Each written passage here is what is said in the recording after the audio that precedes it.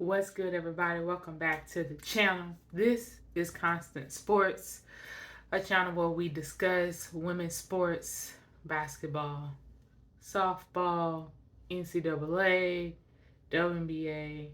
This is where we discuss those games, okay? I am your host, Constance. Now, NCAA Women's Tournament. That's what we've been on. That's what's happening right now. March Madness. The Final Four have punched their ticket on their way to Dallas, starting today. They're all heading down to Dallas. So, our final four teams we have South Carolina versus Iowa, the matchup everyone's wanted to see for a while now. And then we have LSU versus Virginia Tech. Very good matchups.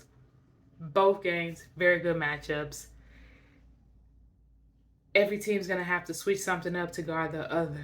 But first, before we go into the final four teams, I want to give out a huge shout out to Maryland, Louisville, Miami, and Ohio State.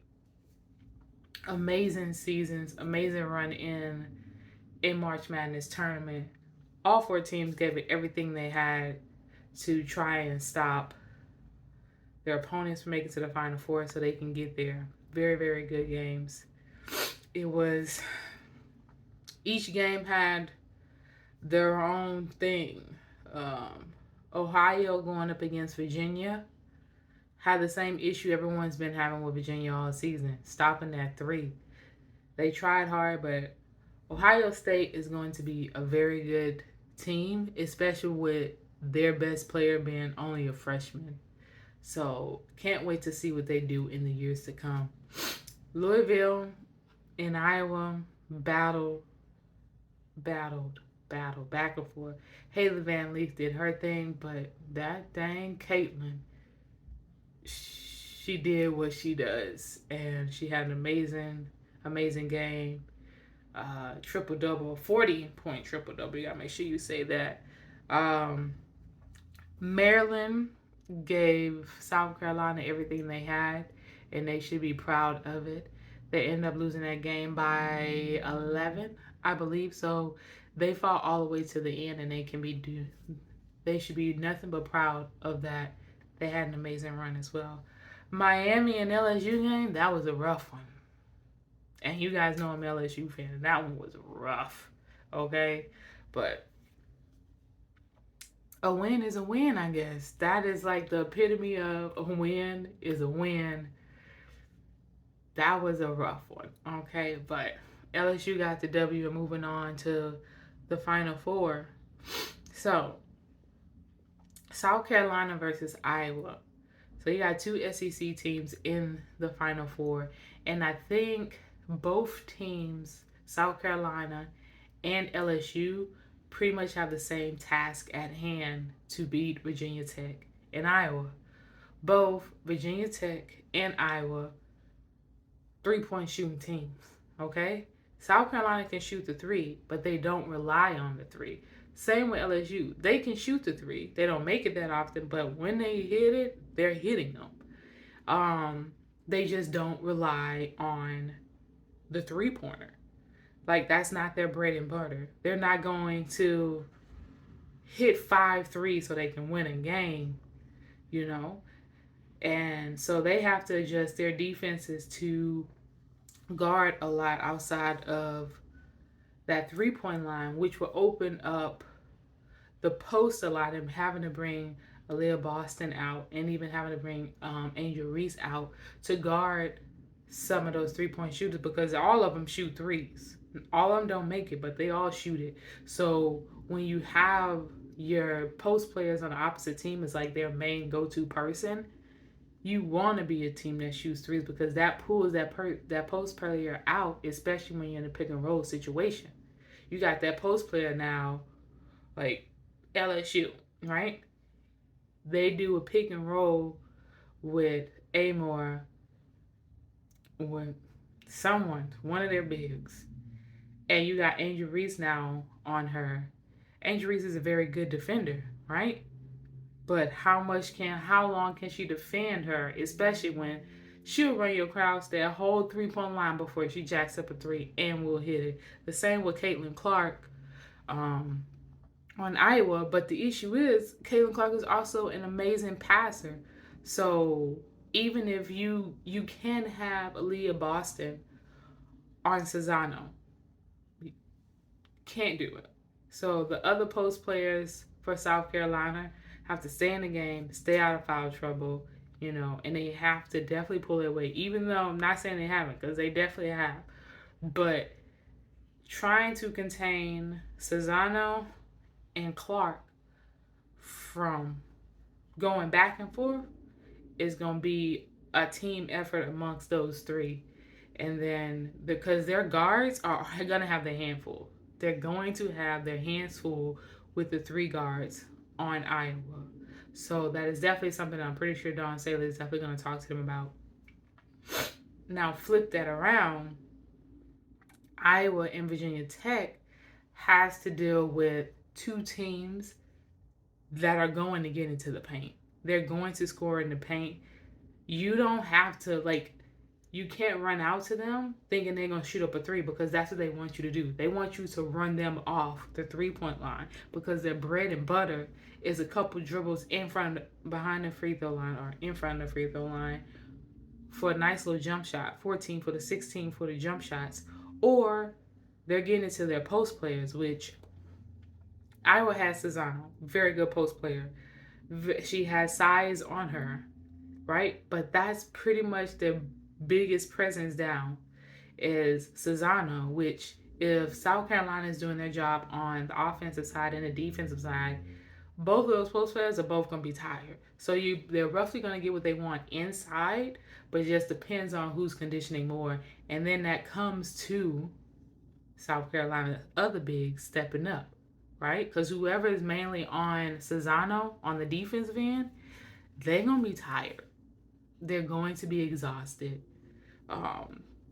Virginia Tech, they have a couple of big players, but they're not, I would say, as athletic as LSU. Because for one, LSU don't have big post players. Like Angel Reese is tall, but she doesn't have a lot of weight on her. She's still strong, but she still moves around a lot. So if you're a post player who likes to stay in the post, I know they have one power forward who she does pop out a lot, and she will even shoot a three every now and then. But we all know we're battling in the post, because that's what Angel Reese stays at most of the time, takes a toll on your body, takes a toll on your arms, your legs, your strength. So trying to jack up a 3 pointer after you was just battling in the post, trying to stop Angel Reese from getting the ball in the first place, or hopefully she makes that shot, because if she don't make that shot, then that means you gotta battle her again, because she wants to get her own rebound, and then she's gonna put it back up. So there's a lot of things that your body are gonna go through. So while South Carolina and LSU have to defend the threes, the hardest part is not having to defend the three to me in these games. The hardest part is going to be with Iowa and Virginia Tech trying to find a way to stop the inside presence of South Carolina and LSU. And when I say inside presence, I'm not talking about in the paint. I'm talking about everything on the other side of that 3 point line, because that's what both of those teams make their bread and butter. If you think that they're going to stay outside that 3 point line and go back and forth with you, they won't.